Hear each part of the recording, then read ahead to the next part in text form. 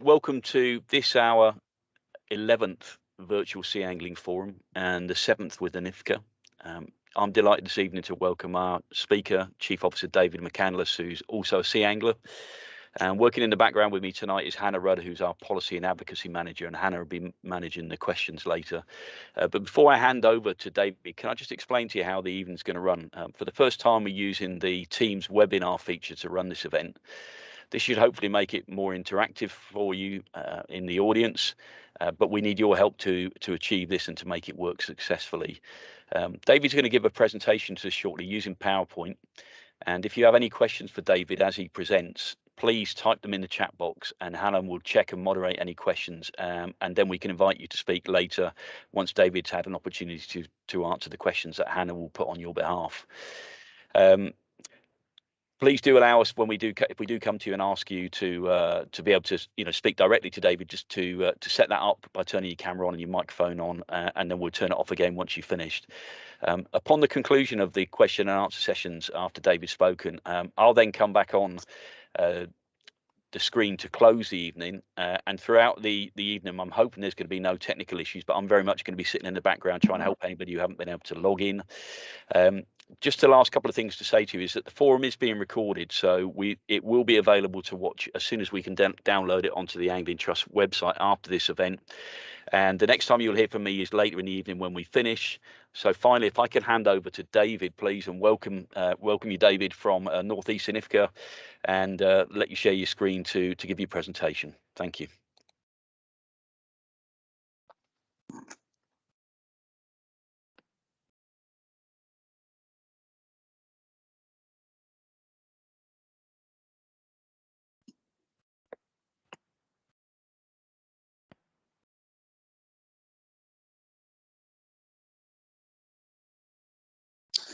Good evening, ladies and gentlemen. It's a real pleasure, actually, to join you this evening.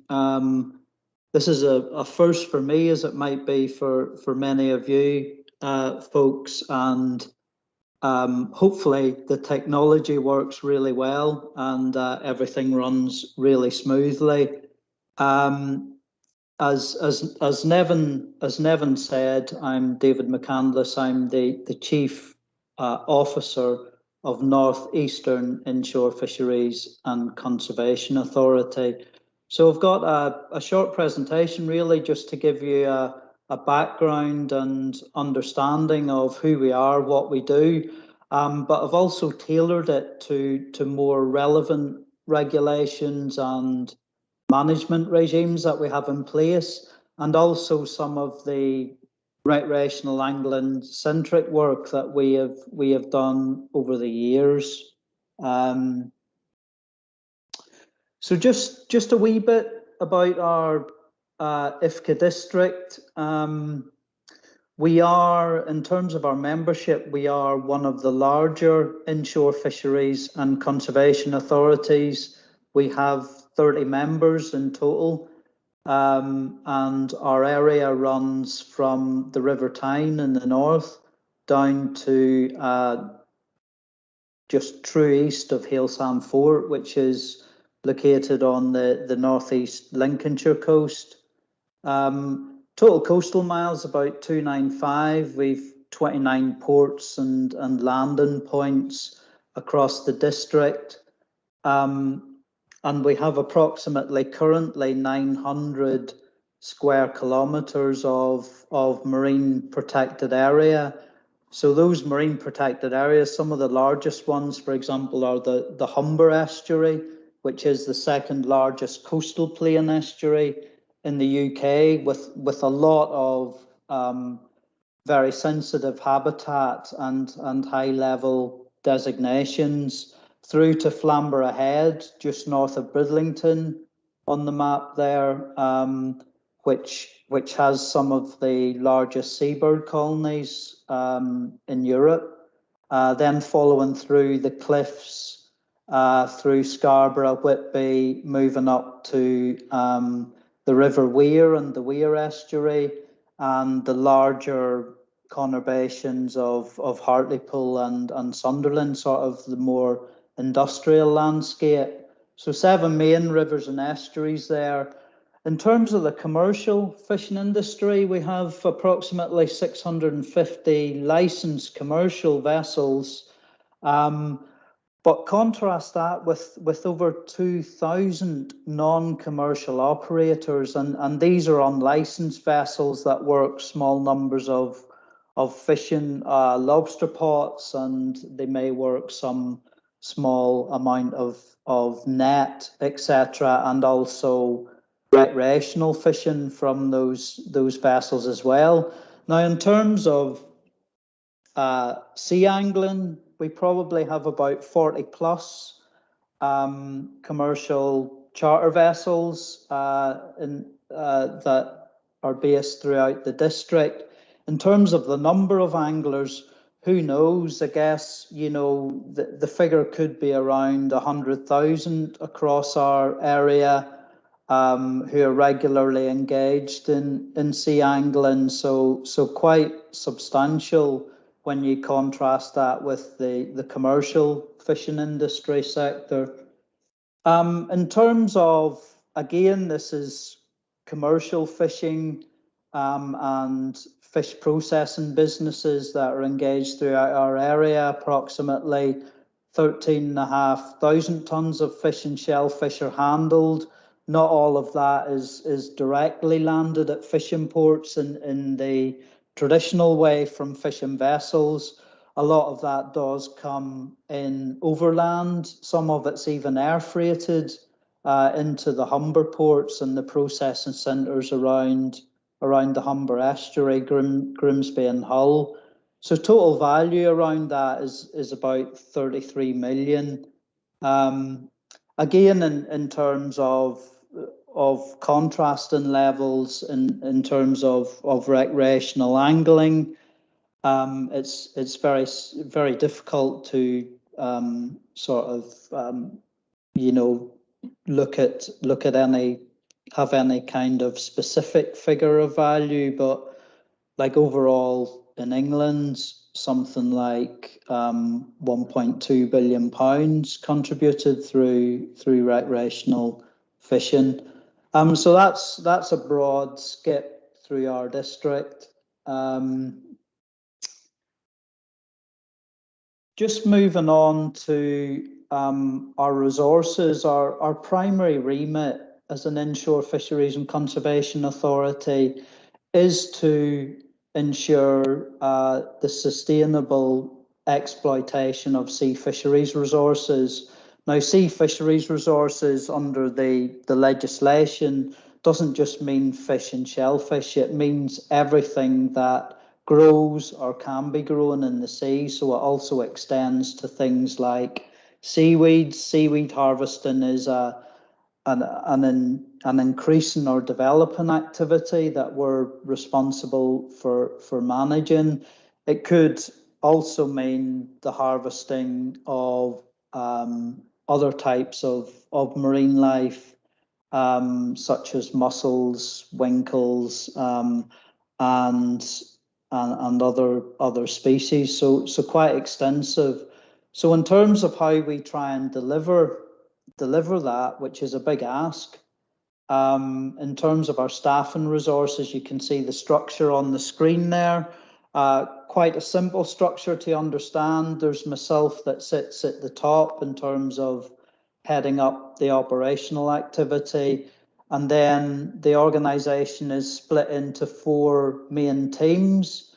So we have a shore operations manager, and working under him, we have 2 shore-based enforcement officers, and their primary responsibility is to ensure enforcement and compliance with all fisheries legislation on the shore. And some of you guys might well have come into contact with our officers either on the beach or maybe at sea if you've been fishing at sea, or from a pier or some location within our district. And those are probably the guys that you would most come into contact with on a sort of routine basis. We then have an environmental and scientific team, and they They provide all the support in terms of monitoring fish stocks, analysing any data we gather, developing and producing reports to inform our activities, and make sure that we're delivering in compliance with all our supporting legislation. Then centrally there you have our offshore team, who are managed by my offshore ops manager. Offshore team run and manage our vessels and all our offshore operational activity. Again, it's primarily enforcement and compliance of regulations, but also they support the gathering and monitoring and surveying of fish and shellfish stocks at sea that we're responsible for. And finally, our operational support manager, and that really provides overarching support in terms of all the administration. We issue a range of fishing permits. That team will also take direct queries and inquiries from members of the public, such as you guys. So that could well be your first point of contact. If you ring or contact us with a question or query, or contact the main office. In terms of our assets, the photograph there shows our main offshore vessel in the background, North Eastern Guardian 3. It's a 26-metre offshore patrol vessel. As I said, it carries dual functionality to conduct survey. We do camera survey work in terms of assessing seabed habitat, etc. We also do surveys using nets and trawls, but it also carries a 6.4 metre inboard rib on the back, which is launched from its stern, and we use that to board and inspect fishing vessels at sea to ensure compliance with regulations, etc. And it enables us to monitor effectively at sea. It's a large vessel. We need a large vessel because we have to police in sometimes quite challenging weather conditions. Some of the key risk areas for us relate to nomadic fishing vessels, which are very large and they operate in a range of weather conditions. So hence we do need a substantive asset to target that. Just recently, the small rib in the foreground, Protector 3, we took delivery of that vessel this year. It's a 9.5 metre cabin rib, and that gives us a more flexible intercept capability, again, to target and police nomadic activity. It carries more stealth capabilities than the larger vessel, and enables us to get out and respond in very quick time. Both vessels are based in Whitby. Whitby, the port of Whitby is kind of centrally located within our district, and it's also really the only harbour that gives us 24-hour access at pretty much all states of the tide, so we can be active with one or two restrictions, but it is the most central and strategically the best base for us. Our headquarters is based in Bridlington, East Yorkshire, at the town hall in Bridlington, and we rent office space in there. That is where we run our main operational HQ from, and we also have a sub-office in Whitby and a range of other assets, including vehicles to enable us to get around the district and carry out various activities and support and such.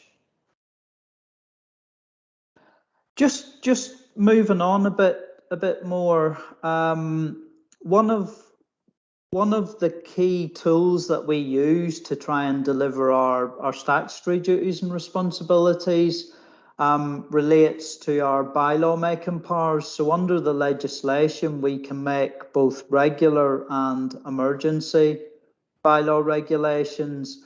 as can all IFCAs across England.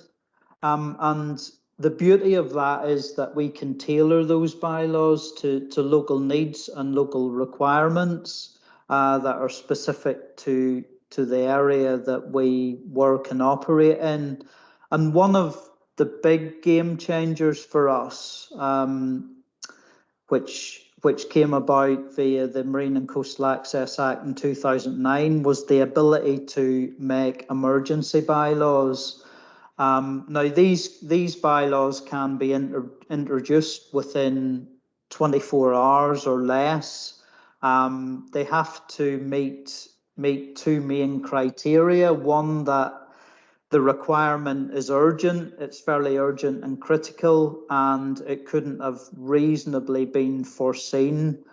So it wasn't something that we had been aware of and hadn't tackled. So where that happens, we can invoke emergency powers, and we have done that, and it's been absolutely critical.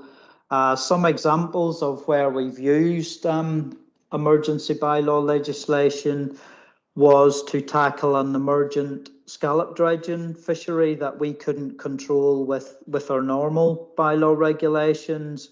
So we had a situation where 50+ operators were applying to work scallop dredges within our district, which we couldn't control or manage under existing legislation. In effect, if those vessels met the entry criteria, we had to issue them with a permission. We had no legal way not to.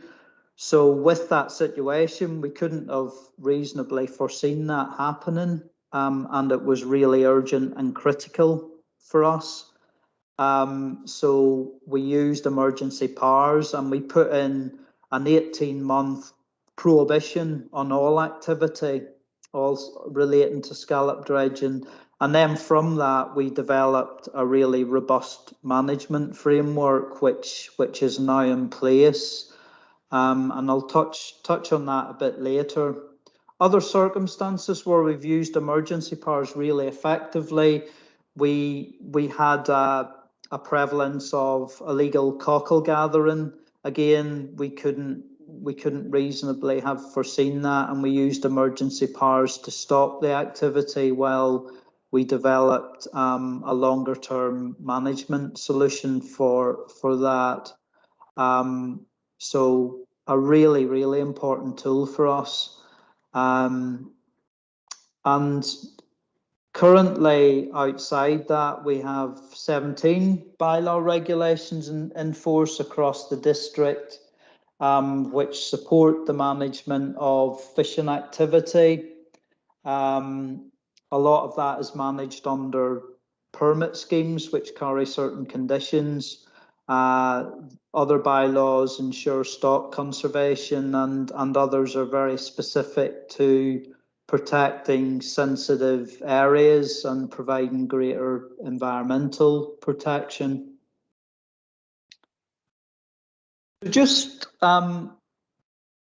focusing in on some of our bylaws, which are very relevant to the recreational angling sector. One of the most recent bylaw regulations which we brought in is our minimum size bylaw regulation, which came into force at the beginning of 2019.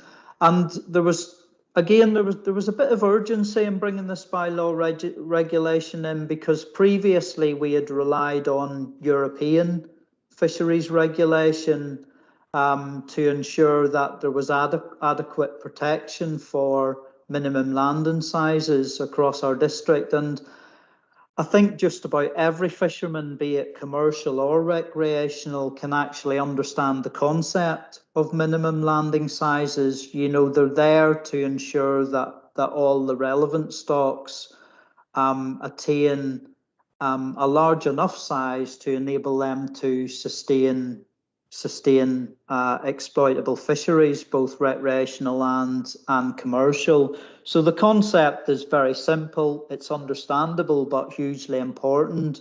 And the legislation changes in Europe meant that the application of certain minimum sizes would be lost across certain sectors. So we had to move very quickly. In actual fact, we used emergency powers initially to ensure that the relevant minimum landing sizes remained applicable across our district. And then we brought in the minimum size bylaw regulation. Now, one of the things that I've understood over the years is that often, in actual fact, the minimum sizes that you guys or you folks as recreational fishermen are often larger minimum sizes that you apply either across match competitions or you apply across individual individual angling groups or whatever. But these represent the kind of minimum sizes based on kind of biological evidence that provide for minimum sizes at maturity.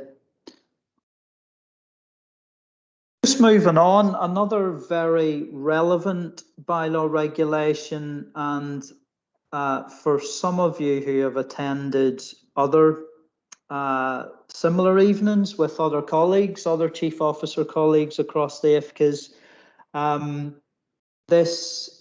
the regulations surrounding fixed netting are really important because often the management of fixed netting is the first thing that you see on the shore. You'll see either net sets or it'll be very visible. With other types of fishing activity such as trawling or dredging, often that may be out of your immediate sight and you won't necessarily have contact with that. So this is another relatively new iteration of a long-standing bylaw regulation. So it was confirmed in October 2019, but in actual fact, we've had bylaw regulations in place since about 1996, managing the use of commercial fixed nets, static nets across our area. So this regulation, broadly speaking, requires that first and foremost all nets are marked, so we know who has set the nets, what vessels set them. They should be clearly marked with names and numbers. They provide for a minimum headline clearance of 4 metres at all states of the tide, although there is one derogation where that doesn't apply, and that's the sole net derogation, and we'll sort of come on to that. And broadly speaking, during the winter months, nets have to be set in water that is deeper than 5 metres, and then during the summer autumn months deeper than 10 metres. And that's in place for 2 reasons. One, to protect the movement of salmon and freshwater species, the more freer movement of those species, but also to protect seabird populations as well in terms of net interactions and providing a deeper depth to kind of reduce those.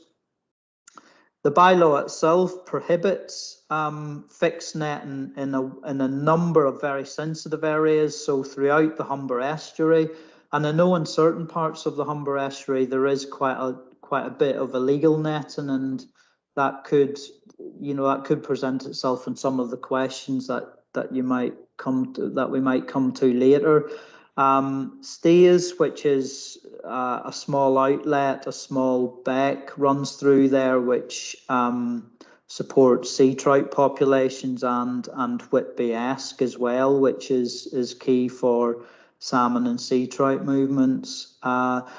We also have a seasonal prohibition in place, March to September, within the Flamborough Head and Filey Special Protection Area.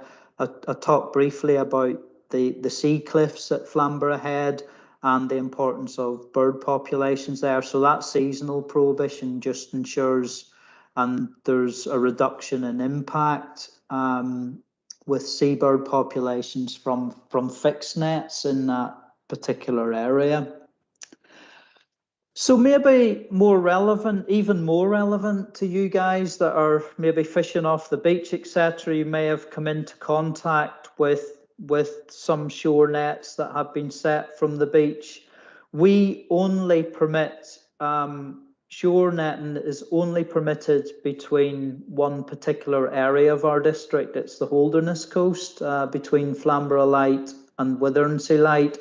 And we only permit a maximum number of 5 fishermen to work nets, and it's between a specified season. They have to be permitted. And the fishery occurs between the 1st of October and the 30th of June.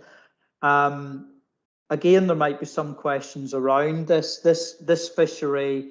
We took a decision not to issue permits to fishermen because of an ongoing Europe-wide prohibition on commercial fishing for sea bass from the shore, and sea bass is one of the main species taken within this fixed net fishery. So these permit holders are restricted between October and April to a maximum length of net of 250 metres, although they can break that down into 3 lengths. Those lengths have to carry tags. They should be tagged to enable us to monitor them. There's a minimum mesh size of 100 millimetres in this fishery. And then the period between May and June, the fishermen are permitted a maximum of 100 metres, and that's one single sheet. They have to report catches in detail, and that includes all bycatch as well. So not just fish species, but they also have to report to us. It's mandated any cetacean bycatches, any seabird bycatches, and particularly sea trout as well. The bylaw also carries an emergency suspension mechanism, so within 24 hours, if there is a particular issue in this fishery, we can suspend the permits. But if you consider the management of this fishery, the length of our district, over 200 square miles, only 5 fishermen are permitted seasonally to work shore nets from the shore, and no fixed nets are permitted within the major estuaries of our district either.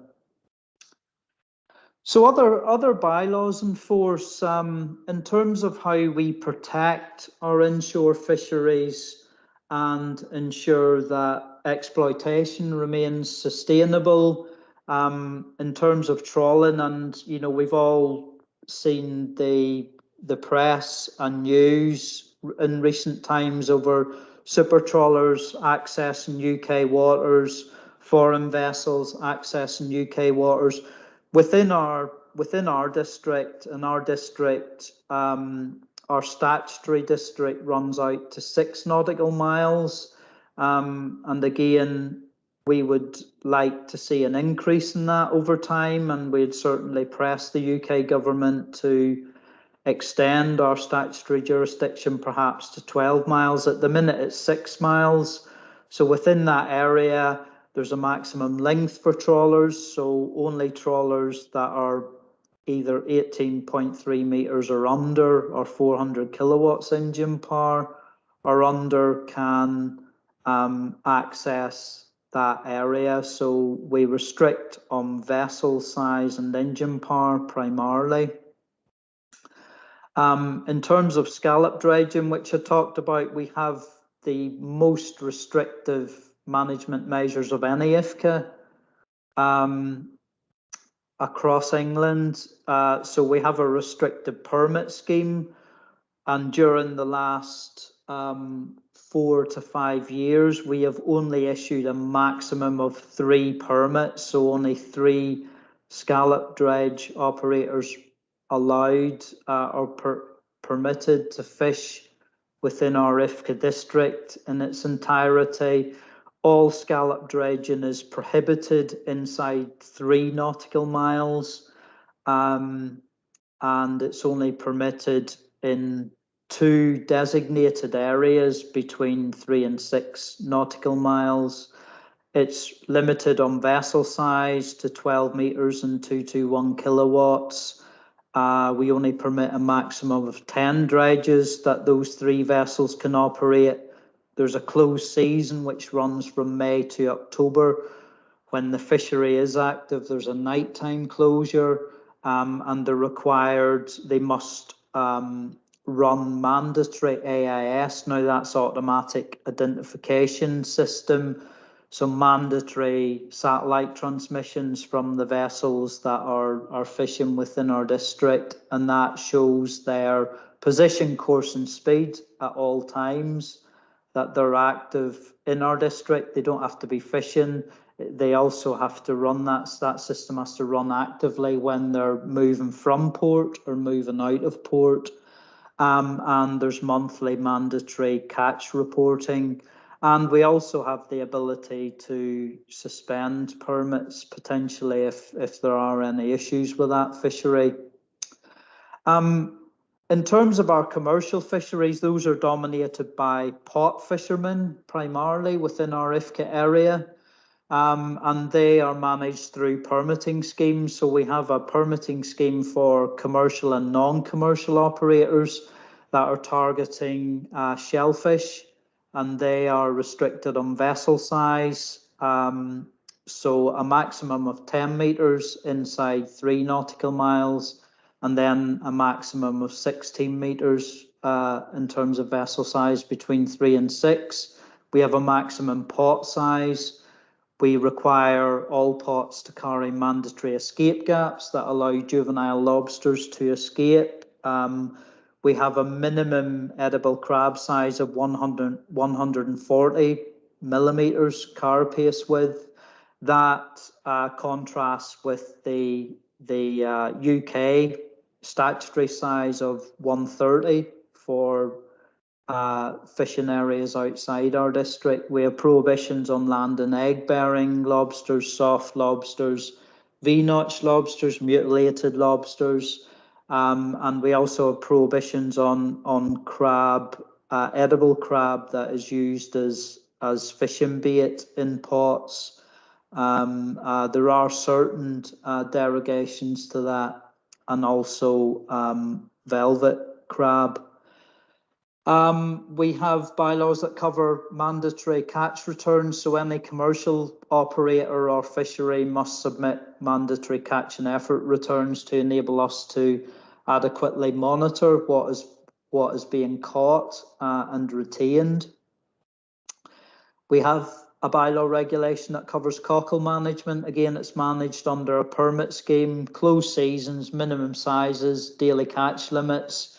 Currently, we've had no commercial cockle fisheries, active cockle fisheries, since about 2005, because the stocks have not been in a robust enough condition to kind of permit commercial fishing, and there are a number of other related reasons why we've had to prohibit cockle fishing.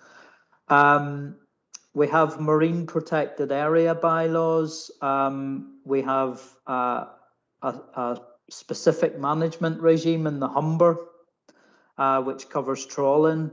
So we only permit 3 vessels to trawl. That's under a restricted scheme.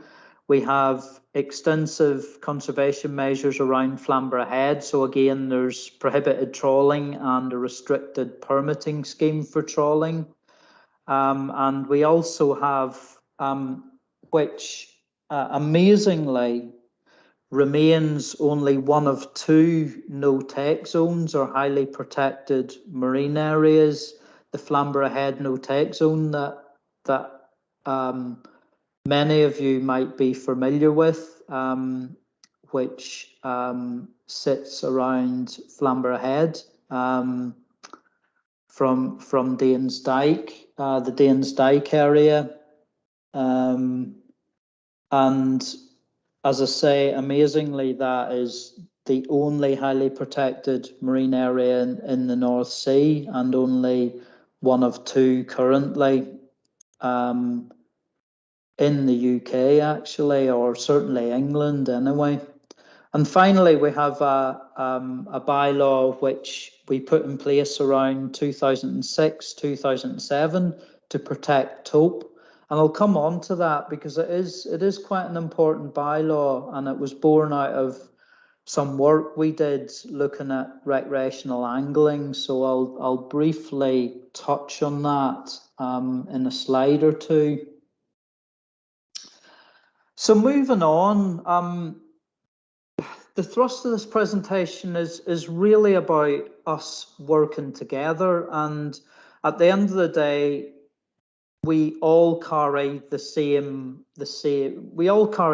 wish. We all want sustainable fisheries managed in a sustainable way. We want to permit as much access as possible to fish stocks, and we want healthy, vibrant fish stocks. So when you guys are fishing from the beaches and the piers, we want to reach a position where you're regularly catching fish and some quality fish that will enable you to take at least a few home, and you're having good accessible sport. And that can only be achieved where we work together. And some of the more challenging areas where we really do need to work in close partnership relate to the collection of bait. Now, one of the two images on the screen at the minute, the image on the left is taken from the Tees estuary.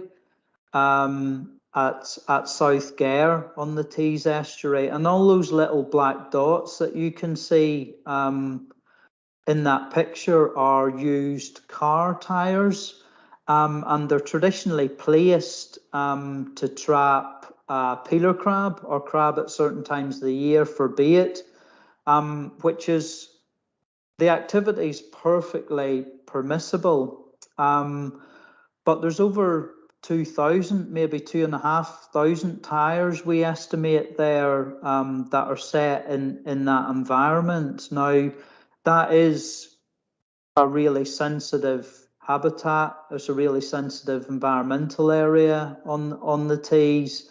And one of the challenges is how we manage or monitor that activity and ensure it remains sustainable, both in terms of the stock of shellfish that it's taken, but also minimizing the habitat impacts of that.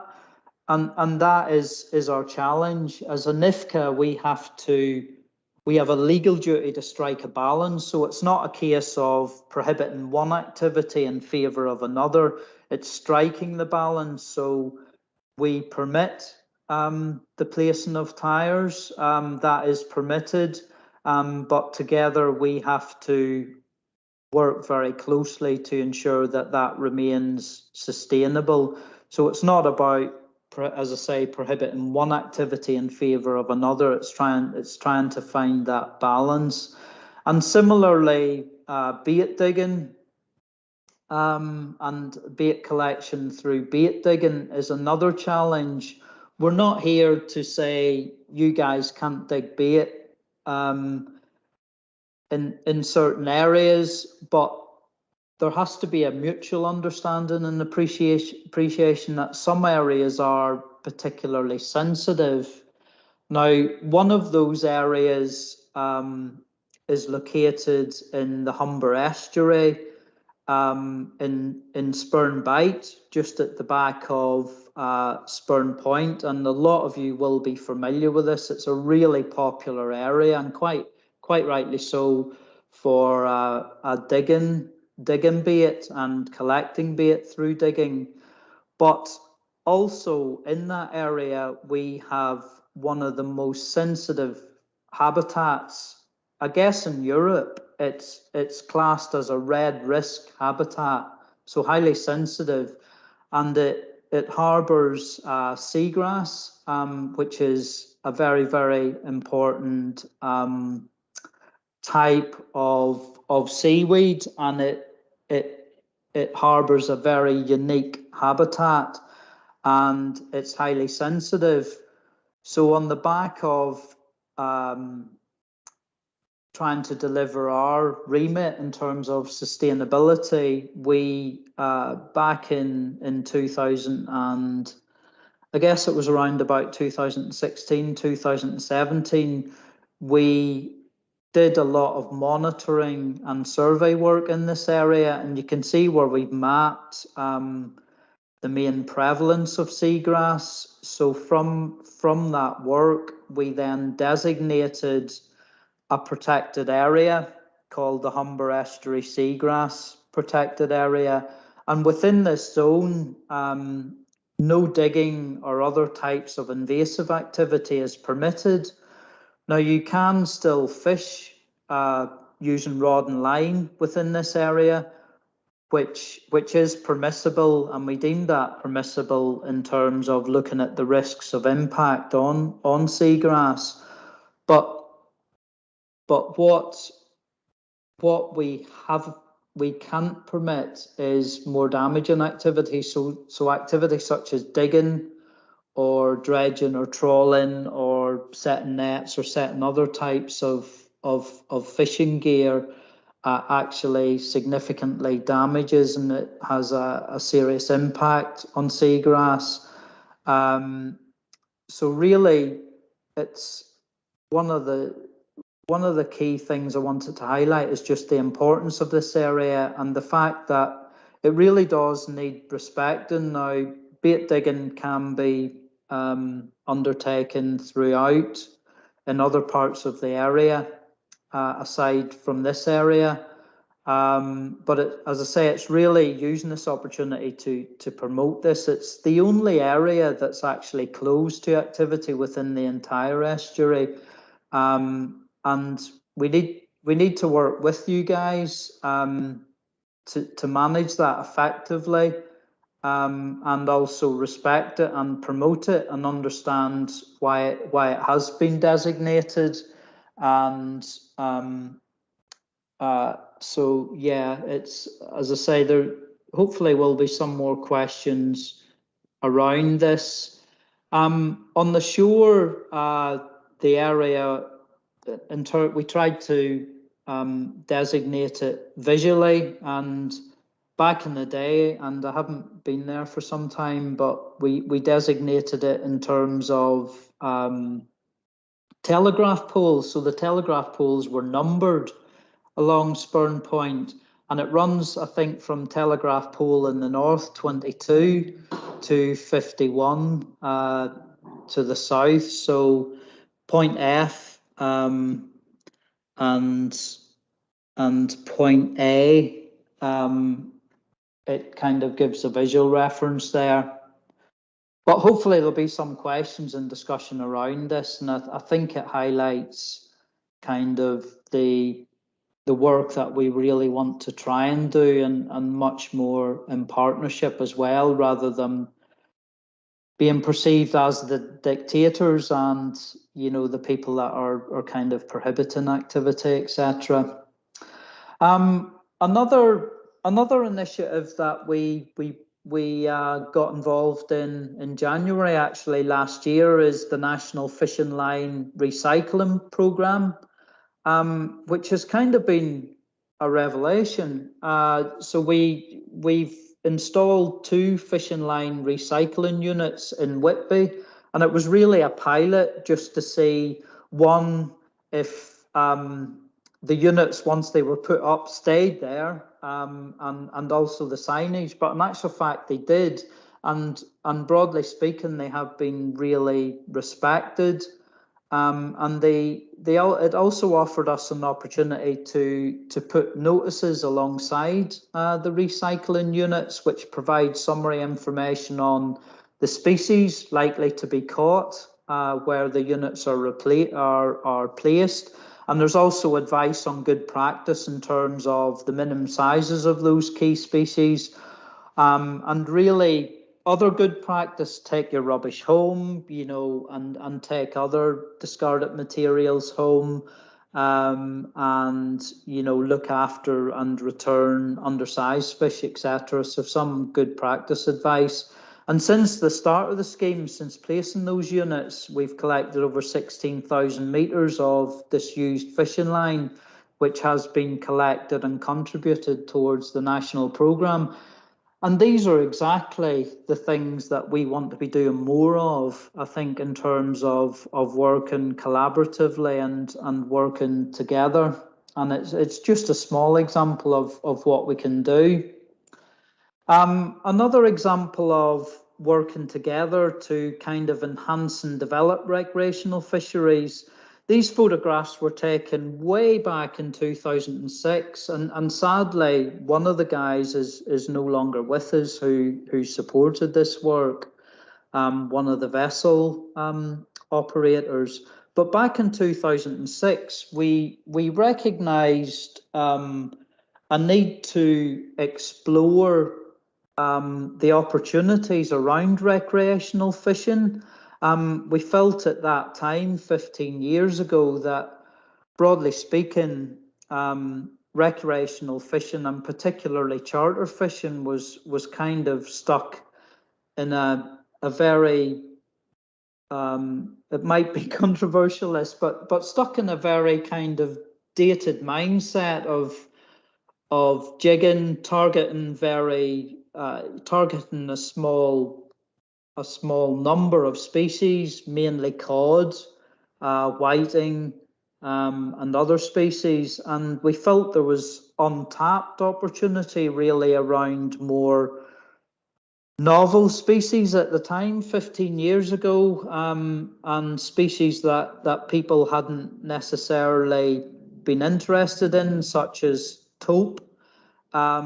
Other species such as pollock, sea bass were coming to the fore 15, 20 years ago, and thornback ray, and looking at different methods of targeting those, such as uptiding rather than traditional jigging, etc. So we carried out a small study in 2006, and it had a number of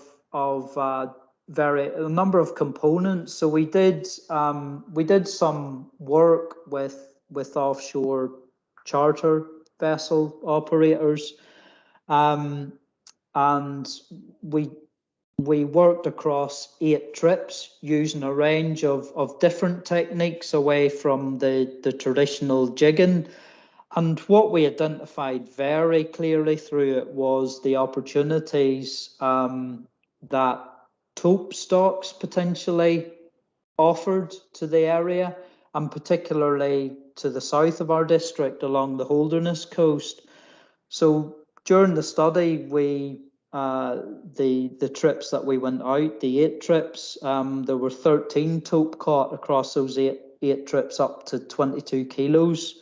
We had 28 pollock and 20 sea bass, but we focused in on the taupe because from a commercial perspective, taupe has limited value, but from a recreational perspective, it has massive value.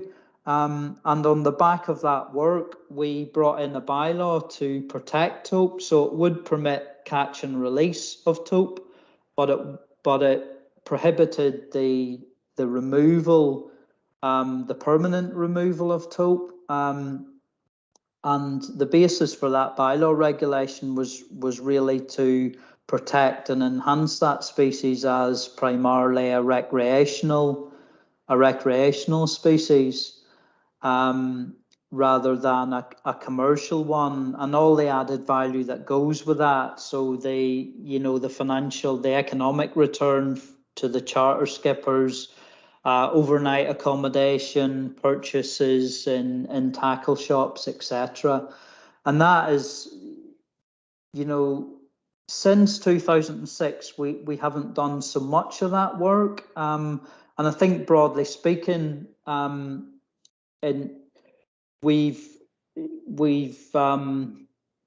in terms of our membership, we haven't had as strong a membership from the recreational sector, but I'm pleased to say that just within the last few months, within the last year or so, we've Kevin Woodcock's joined us as a member of our IFCA, and that will really strengthen the recreational angling input into our authority, and hopefully we can, increase our engagement with you guys. And very much my drive is to take that forward, and do more collaborative work, and partnership work.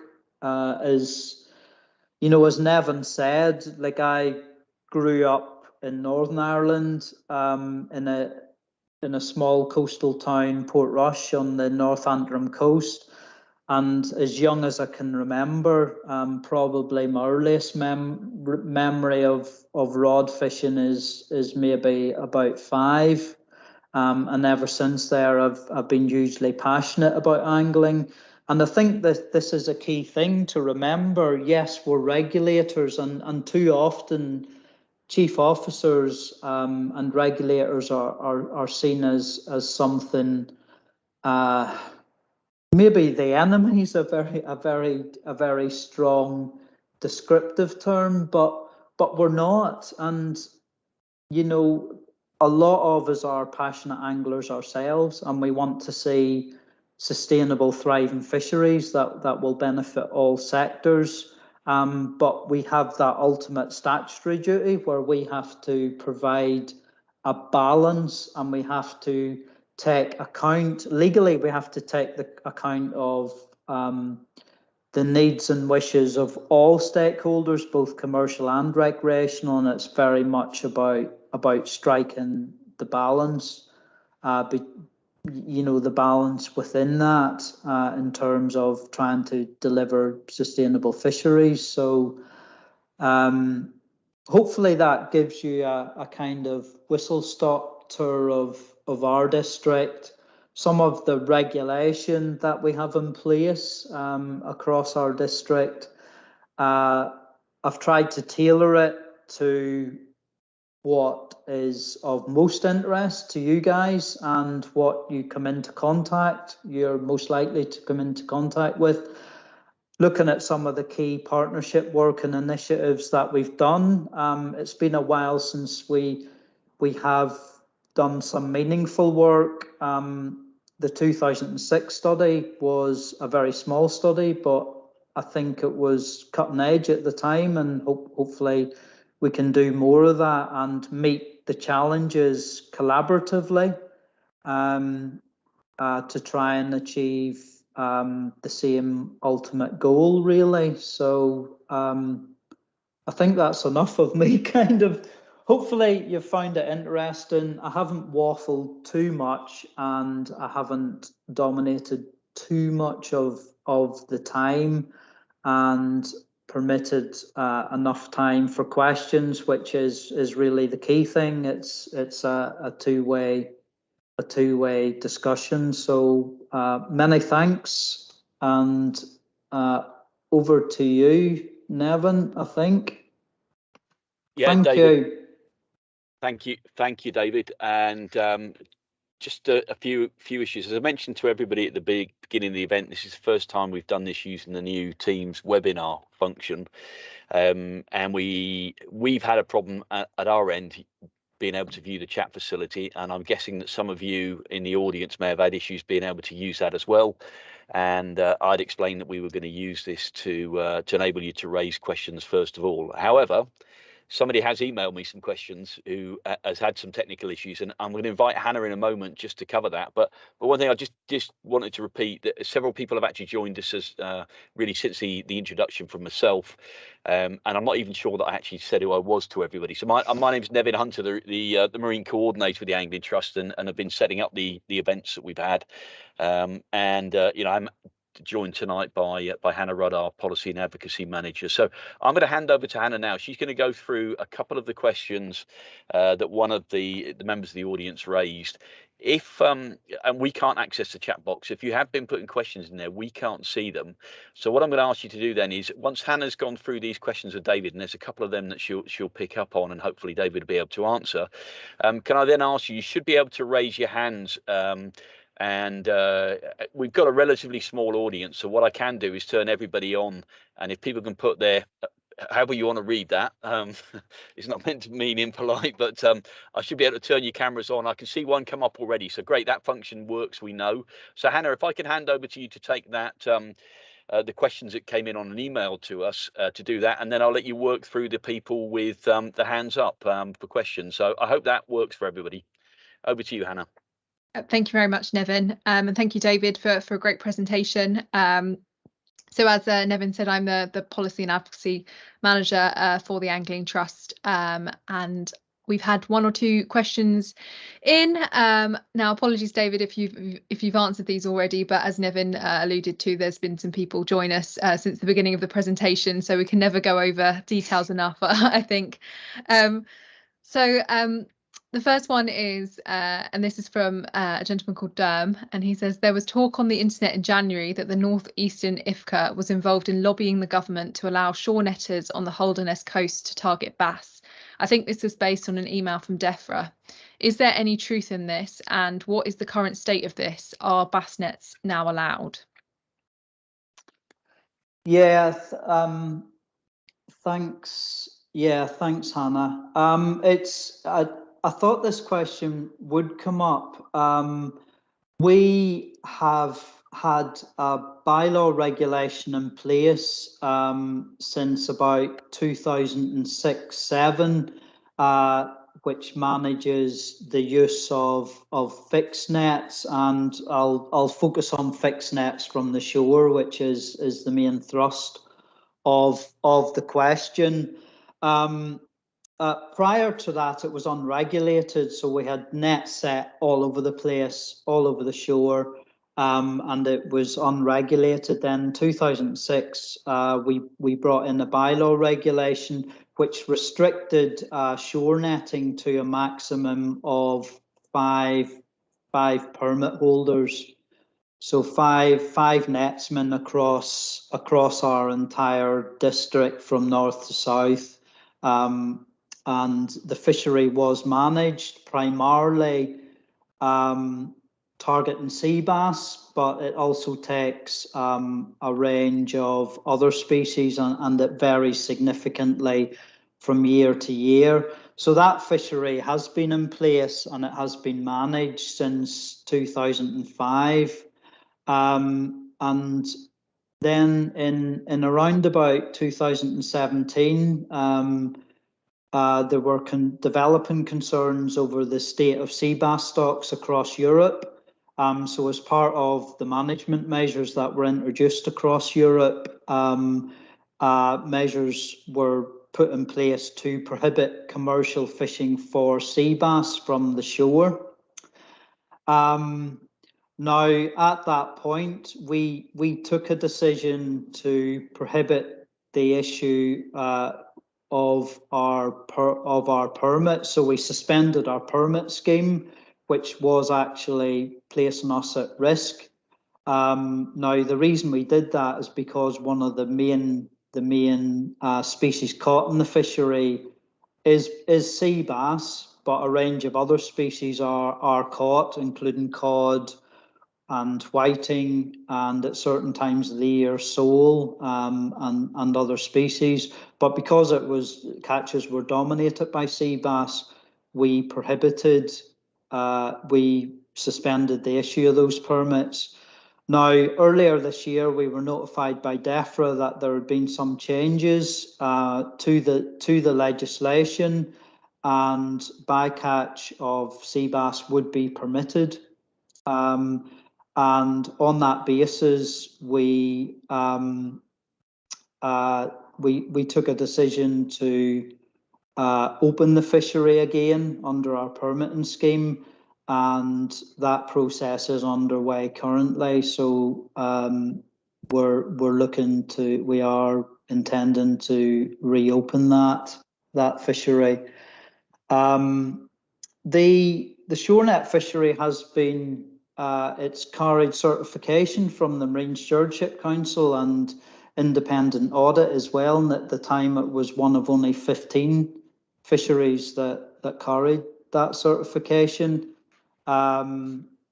So yes, that's a bit of a waffly answer to the question, but it maybe gives a bit more background and context rather than we've been lobbying government to open the fishery.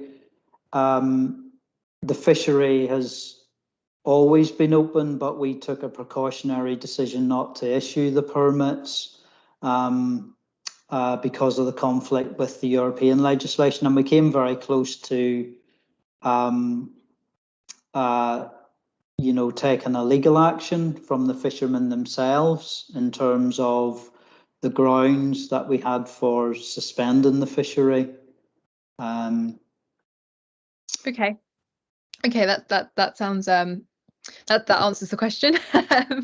So in order to before we move on to Tony, who I can see has got his hand up, there's a second part of the question that's come through, and Derm asks, what is your opinion, given that there are only a handful of individuals, commercial netters, that will benefit from this? How do you balance this with the needs of the recreational bass anglers? And he adds, as a Holderness bass angler, I want to catch bigger bass, and I believe nets target these larger, slower growing fish. So how are we going to counteract that? It comes back to what I said right at the end of the presentation, and it's important to emphasise this, that we have a legal duty. All IFCAs, inshore fisheries and conservation authorities, have a legal duty to balance the needs of all stakeholders. So that is balancing the needs of both recreational fishermen, the needs and wants of both recreational fishermen and commercial fishermen. And I would say that we are striking that balance. There's only 5 nets permitted, 5 netsmen permitted to work across 200 coastal miles of our district from the Humber to the Tyne. And they are restricted to a particular area. They're restricted to a range of other conservation measures within our management framework. We monitor catches, we assess the impact of those catches, and we believe it is sustainable, and we would rest on the fact that it has achieved Marine Stewardship Council certification, which is pretty rigorous, and I know the processes and the level of independent audit that goes into the fish that went into the fishery. So I'm assured by that that our management is balanced right, and if anything, it's the balance is in favour of the recreational fishermen. That's what that would be my kind of assessment of it, rather than the commercial. Yeah, I think my confidence is supported by, as I say, Marine Stewardship Council assessment as well, and the rigours of that it's gone through. Yeah, I think so. Okay, great. Well, I hope that answered your question, but I know that you can't access the chat function. So if you want to elaborate on any of that, please feel free to send Nevin through another email and he'll forward it to me. But moving on to people in the audience who have their hand up, I think Tony Hills had his hand up first. So I'm going to allow your camera and your microphone, if that's okay. And please feel free to ask your question. Okay, thanks, Hannah. I must say, David, it's a very impressive presentation. So you've done a good job, and I appreciate that. Yeah, thanks, Tony. It's really difficult because I can't really see anybody, and I know it's not your natural territory. I can understand that. I've got a habit of waffling as well, so hopefully I didn't do too much of that. Now, I'm a member of the Kent and Essex IFCA. Yeah. for my county. But I'm a recreational angler. My son's a charter skipper. But what I'm interested in is the effect of climate change on your species moving, as they appear to be moving north. I mean, you know, we've lost most of our cod down here. Yeah. But it's a case of other species have moved up, particularly the ray family. And we've got undulates coming, we've got spotted and all sorts of rays coming in our direction, which is interesting. But have you noticed in your neck of the woods any major changes going on? Because it appears to me to be increasing and speeding up. Thanks, David. Yeah, absolutely. Like I've been working in this region since 1996, so I have 25 years experience of change, so a quarter of a century's worth of experience in this region, Humber to Tyne, and the changes that I have seen and witnessed and been involved in over that period. So I think I'm well qualified to kind of comment on observed changes, and one of the most noticeable ones has been sea bass. When I first started as a basic lowly fishery officer tramping up and down the coast in 1996, it was the odd fish that was being caught, and then within a 10-year period, we're seeing lots of fish turning up, and that kind of led to the development of our fixed net fishery from the shore. That instigated it, and it led to the development of that. So sea bass has been the most notable, but now we're starting to see species of tuna appearing, which would have been unheard of. That would have been, the southwest and of England, or that particular stretch of coast, and we're seeing increasingly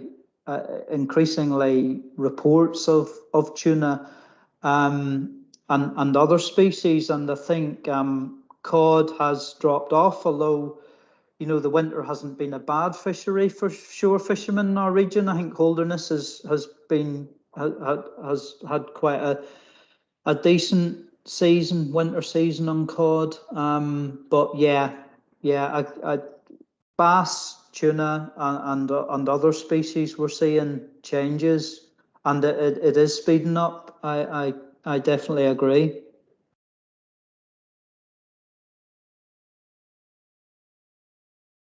I think you're on mute, Tony.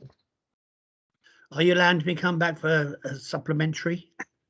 Yep, that's absolutely fine. And then we'll just one more, and then we'll move on to David Curtis. The tuna's interesting to me because if I remember correctly, and my memory's getting worse as I get older, the record was set in 1933, off Whitby. Yeah, Scarborough. Yeah. Yeah, 800 odd pound fish. And my son is one of the registered boats with CFAS. They've got 15 boats. He's the most northern, if you like, or the east end of the channel at Rye, going after the tuna, and he's already had one mistake. But it just shows you they are moving north. Now, is that a case of, if it came from the 30s, are we going in a cycle from this for tuna, or is it the fact that we got so much in the way of bait fish like mackerel and herring returning, because herring were a bit decimated pre-war by steam trawlers? But is that the situation? Do you think it's cyclical, or do you think it's just food driven? Yeah, there's a bit of that possibly, but I think also, increase in seawater temperature is playing a key role. I think the other thing that we've seen as well is increases in our area, increasing sport fishing for certain shark species as well, which may or may not be linked to changes in environmental conditions and seawater temperature as well. But yeah, things are changing, and I definitely feel there's strong evidence that it's starting to pick up pace in terms of environmental change driven by increasing temperatures, air and seawater. Well, thank you, David, and thank you, Hannah. Thank you very much, Tony, for your question. Very interesting. I agree. I think we're seeing interesting range shifts of apex predators in our waters, and it's important to look at it holistically, isn't it? There's so many driving factors at the moment. So moving on to the next question, David Curtis, I'm just going to allow your mic and your camera. The floor is yours.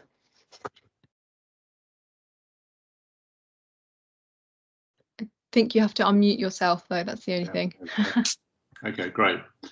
Yes, good evening. I guess I joined late, so apologies if I sort of cover some ground that's already been sort of answered.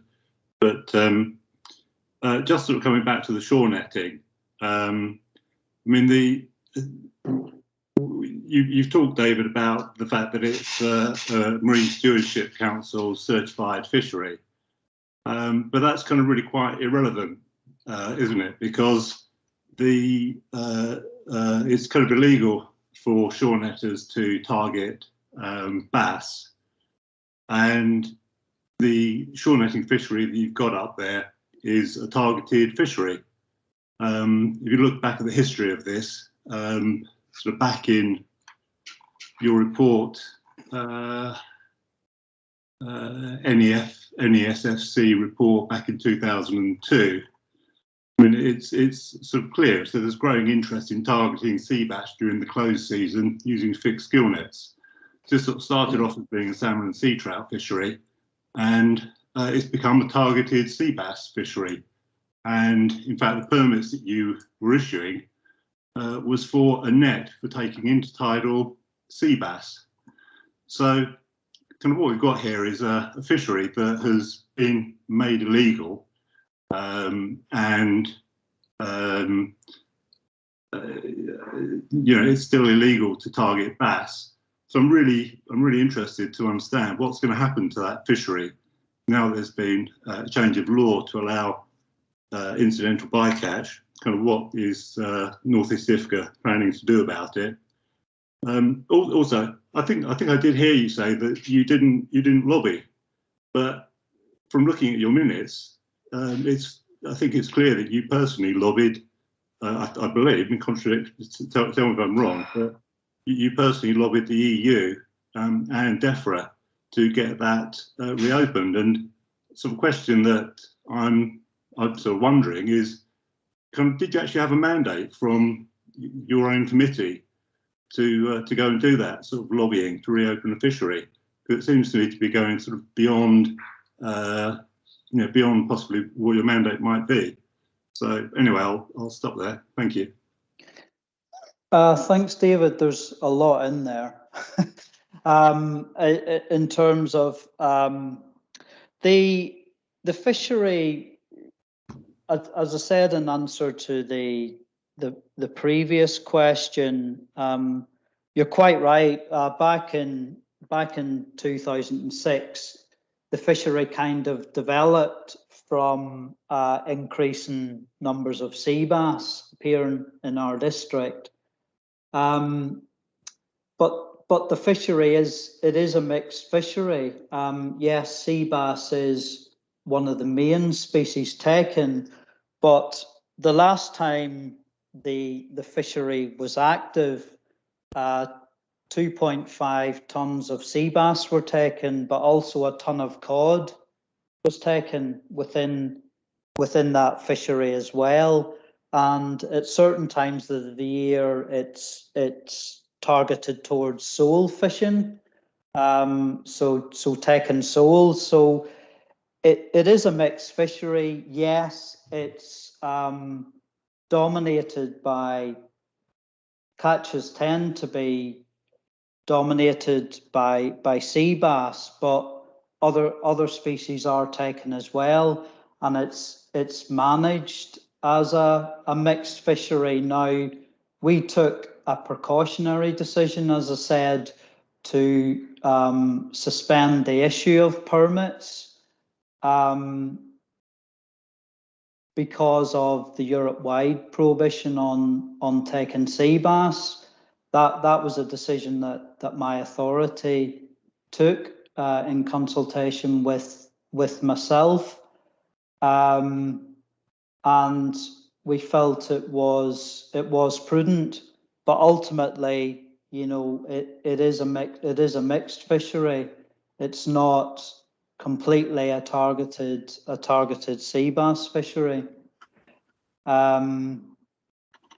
I would counter argue that the Marine Stewardship Council accreditation, and you know, I'm not sure what experience you have of being directly involved in the assessment processes or the level of scrutiny that an audit brings, but it's I have been involved in an audit. Yeah, but it's pretty detailed based on my experience, and you know, I feel that does give reassurances about the sustainability and the management framework, which I think is a very strong management framework across our district, to try and strike the right balance in terms of balancing the needs of all stakeholders and operators.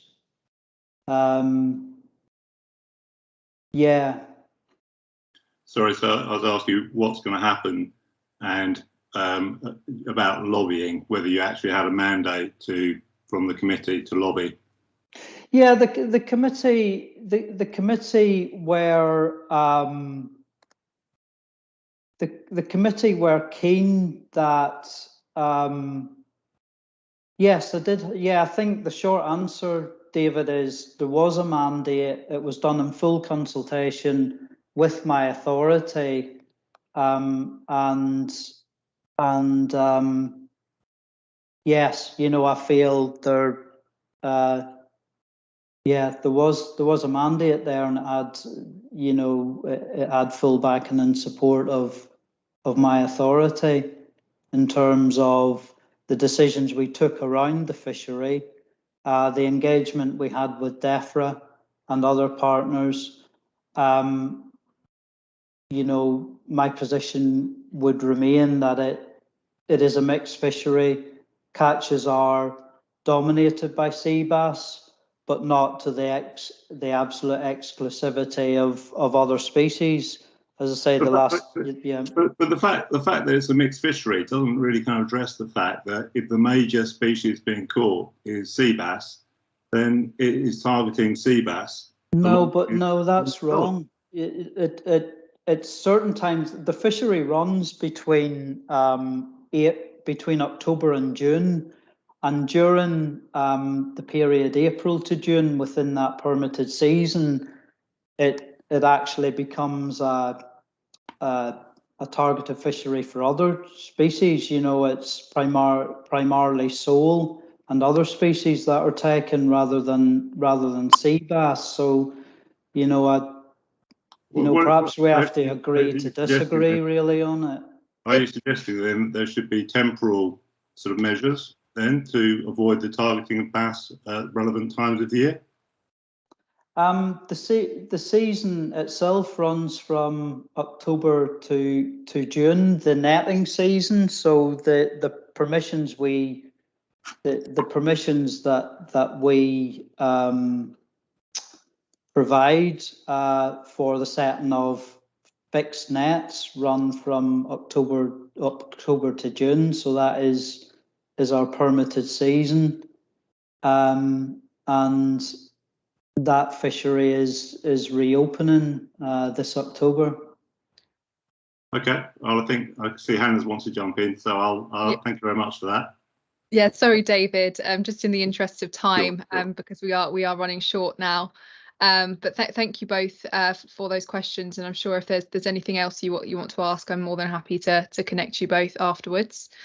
So we've just had one more question in from Derm, and I'm looking at it's 25 past 8 now. So we're looking to wrap up. But Derm's emailed in and said, I've not fished spurn much since the road was breached, but I was unaware of the seagrass restriction. I'm all for this. There's loads of room along spurn for bait digging. Are there any signs down spurn about this restriction? If not, where should I go to see restrictions? And is there a dedicated web page? Yeah, yeah, thank you for that. There is signage I understand, good signage in place, but if there's feedback to the country on that, please contact us. The area is actually run and managed by the Yorkshire Wildlife Trust, so they own the land in that region where the seagrass area is designated, and they look after the signage and everything down there, and they'll provide advice and guidance as well. So, you know, close to that, you know, if you need specific guidance while you're down there, that is a good first point of contact is with the Yorkshire Wildlife Trust and their station down there, and they'll point you in the right direction. I did mention the Telegraph Pools, but with the coastal erosion, I'm not sure if they're still there or not. But it's really pool number, and I think they were all numbered to maintain. They were specifically numbered, but certainly from pole 22 in the north to pole 51 would provide some visual reference as well. But I think there should be really good signage, Hannah, in response to that question. And if not, please let us know and provide feedback, and we can sort that out.